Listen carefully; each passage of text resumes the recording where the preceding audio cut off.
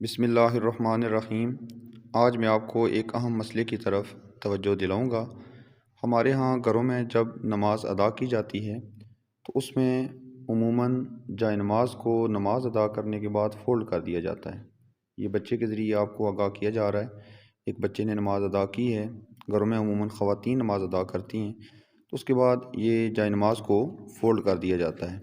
اور جب پوچھا جاتا ہے کہ جائے نماز کو آپ نے فولڈ کیوں کیا ہے، تو آگے سے جواب یہ ملتا ہے کہ اس طرح شیطان نماز پڑھ لے گا۔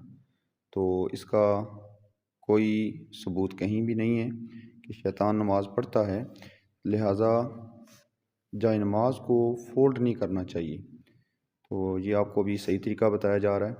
ایک چھوٹا بچہ ہے، نماز ادا کر رہا ہے اور یہ آخری رکعت میں ہے۔ اب اس بچے نے سلام پھیرا ہے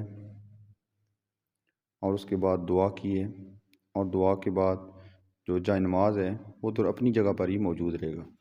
تو اسلام میں اس طرح کا کوئی ثبوت نہیں ہے یا کوئی اس طرح کی حقیقت نہیں ہے کہ جائے نماز کو فولڈ کریں گے تو پھر شیطان نماز نہیں پڑھتا۔ شیطان تو نماز پڑھتا ہی نہیں ہے۔